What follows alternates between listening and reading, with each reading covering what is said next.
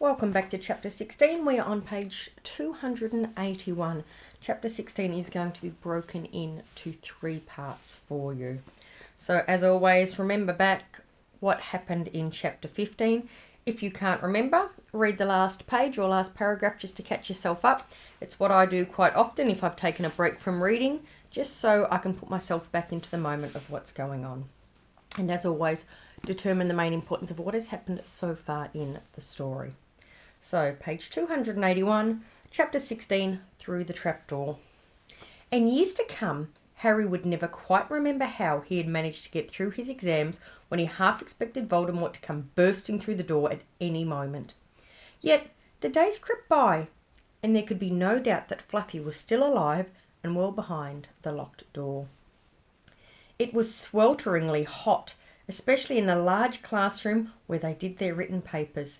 They had been given special new quills for the exams, which had been bewitched with anti-cheating spells. They had practical exams as well. Professor Flitwick called them one by one into his class to see if they could make a pineapple tap dance across a desk. Professor McGonagall watched them turn a mouse into a snuff box. Points were given for how pretty the snuff box was, but taken away if it had whiskers. Snape made them all nervous, breathing down their necks, while they tried to remember how to make a forgetfulness potion. Harry did the best he could, trying to ignore the stabbing pains in his forehead, which had been bothering him ever since his trip into the forest. So think back, can you remember in the last chapter what caused those stabbing pains? What did he come across? Neville thought Harry had a bad case of exam nerves because Harry couldn't sleep. But the truth was that Harry kept being woken by his old nightmare, except that it was now worse than ever because there was a hooded figure dripping blood in it. Maybe it was because they hadn't seen what Harry had seen in the forest, or because they didn't have scars burning on their foreheads, but Ron and Hermione didn't seem as worried about the stone as Harry. The idea of Voldemort certainly scared them, but he didn't keep visiting them in their dreams. And they were so busy with revision they didn't have much time to fret about what Snape or anyone else might be up to. Their very last exam was History of Magic. 1 hour of answering questions about batty old wizards who'd invented self-stirring cauldrons, and they'd be free for a whole wonderful week until their exam results came out. When the ghost of Professor Binns told them to put down their quills and roll up their parchment, Harry couldn't help cheering with the rest. "That was far easier than I thought it would be," said Hermione, as they joined the crowds flocking out into the sunny grounds. "I needn't have learnt about the 1637 werewolf code of conduct, or the uprising of Elfric the Eager." Hermione always liked to go through the exam papers afterwards, but Ron said that made him feel ill, so they wandered down to the lake and flopped under a tree. The Weasley twins and Lee Jordan were tickling the tentacles of giant squid, which was basking in the warm shallows. "No more revision," Ron sighed happily, stretching out on the grass.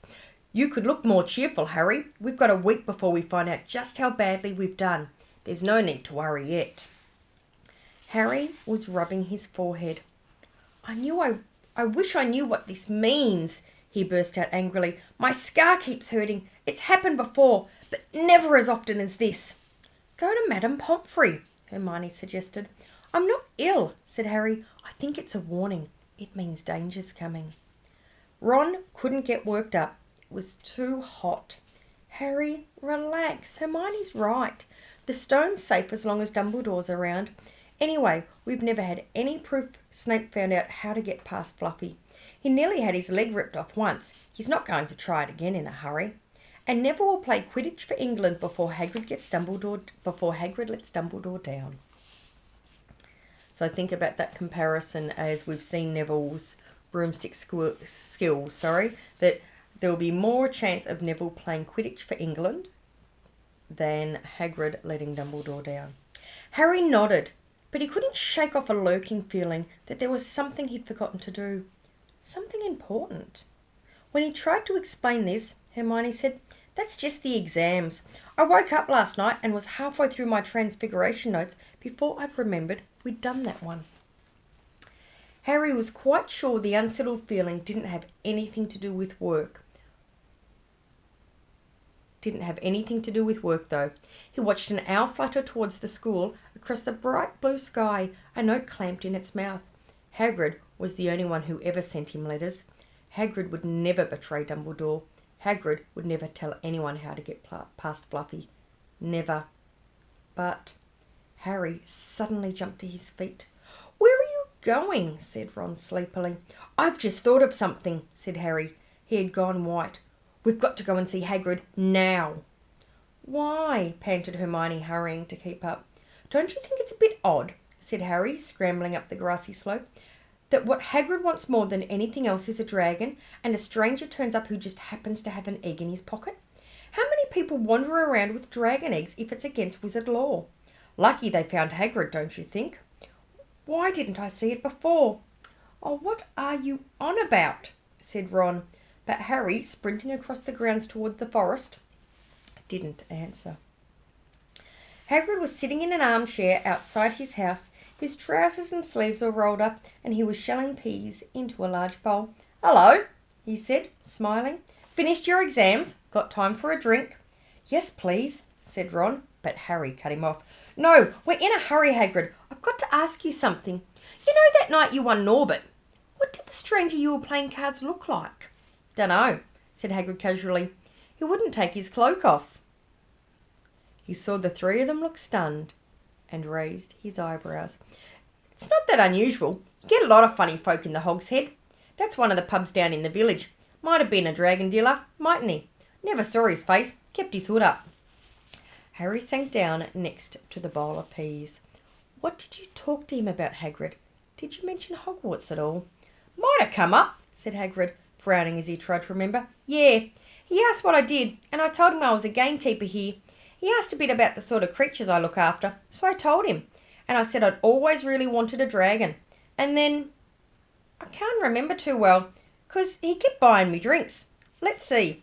Yeah, then he said he had a dragon egg and we could play cards for it if I wanted. But he had to be sure I could handle it. He didn't want it to go to any old home. So I told him, after Fluffy, a dragon would be easy." "And he did... And did he? Did he seem interested in Fluffy?" Harry asked, trying to keep calm in his voice. "Well, yeah. How many three-headed dogs do you meet, even round Hogwarts?" So I told him, "Fluffy's a piece of cake if you know how to calm him down. Just play him a bit of music and he'll go straight to sleep." Hagrid suddenly looked horrified. "Shouldn't have told you that," he blurted out. "Forget I said it. Hey, where you going?" Harry, Ron and Hermione didn't speak to each other at all until they came to a halt in the great entrance hall, which seemed very cold and gloomy after the grounds. So make the comparison that they're outside in the warmth and the heat, and I'm going to imagine a big event is going to happen, and they've come to where it is very cold and gloomy, almost as if it's foreseeing how events are going to take place. "We've got to go to Dumbledore," said Harry. "Hagrid told that stranger how to get past Fluffy, and it was either Snape or Voldemort under that cloak. Must have been easy once he got Hagrid drunk. I just hope Dumbledore believes us. Firenze might back us up if Bane doesn't stop him. Where's Dumbledore's office?" They looked around as if hoping to see a sign pointing them in the right direction. They had never been told where Dumbledore lived, nor did they know anyone who had been sent to see him. "We'll just have to," Harry began, but a voice suddenly rang across the hall. "What are you three doing inside?" It was Professor McGonagall carrying a large pile of books. "We want to see Professor Dumbledore," said Hermione rather bravely, Harry and Ron thought.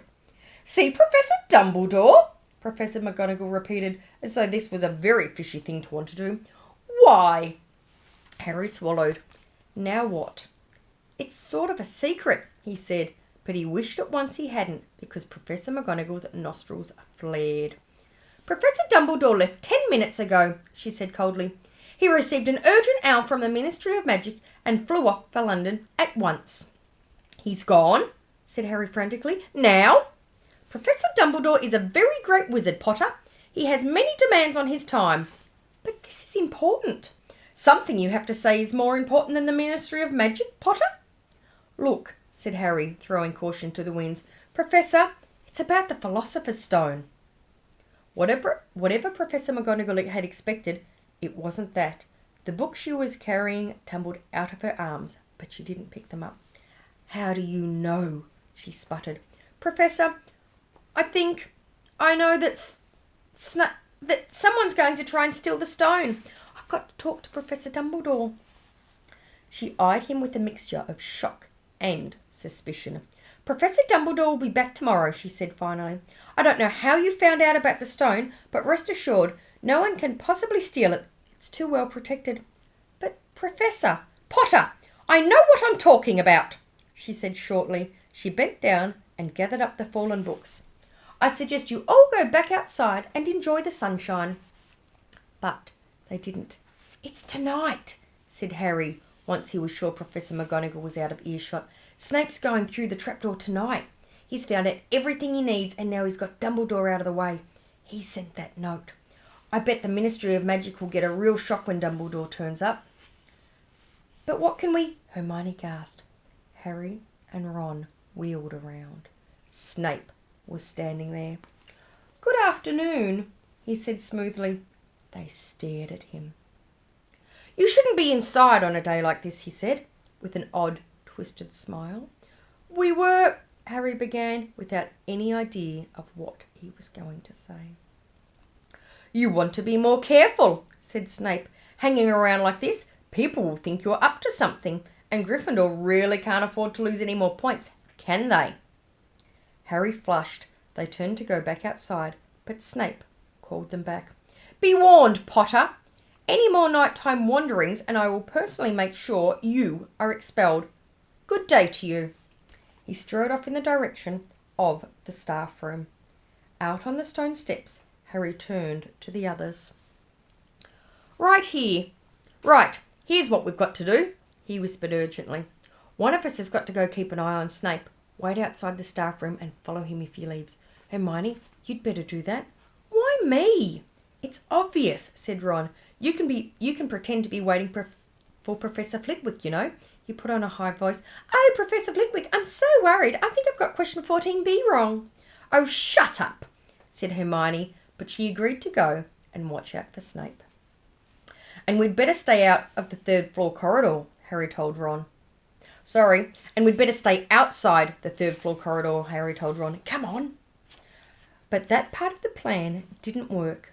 No sooner had they reached the door separating Fluffy from the rest of the school than Professor McGonagall turned up again, and this time she had lost her temper. "I suppose you think you're harder to get past than a pack of enchantments," she stormed. "Enough of this nonsense. If I hear you've come anywhere near here again, I'll take another 50 points from Gryffindor. Yes, Weasley, from my own house." Harry and Ron went back to the common room. Harry had just said, "At least Hermione's on Snape's tail," when the portrait of the fat lady swung open and Hermione came in. "I'm sorry, Harry," she wailed. "Snape came out and asked me what I was doing. So I said I was waiting for Flitwick, and Snape went to get him. And I've only just got away. I don't know where Snape went." "Well, that's it then, isn't it?" said Harry. The other two stared at him. He was pale and his eyes were glittering. "I'm going out of here tonight, and I'm going to try and get to the stone first." "You're mad," said Ron. "You can't," said Hermione. "After what McGonagall and Snape have said, you'll be expelled." "So what?" Harry shouted. "Don't you understand? If Snape gets hold of the stone, Voldemort's coming back. Haven't you heard what it was like when he was trying to take over? There won't be any Hogwarts to get expelled from. He'll flatten it, or turn it into a school for the dark arts. Losing points doesn't matter anymore, can't you see?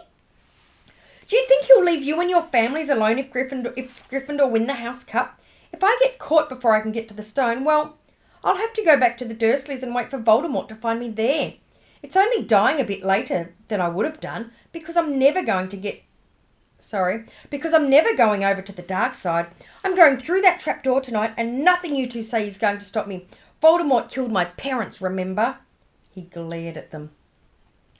"You're right, Harry," said Hermione in a small voice. "I'll use the invisibility cloak," said Harry. "It's just lucky I got it back." "But will it cover all three of us?" said Ron. All three of us? Oh, come off it. You don't think we'd let you go alone?" Of course not, said Hermione brusquely. How do you think you'd get to the stone without us? I'd better go and look through my books. There might be something useful.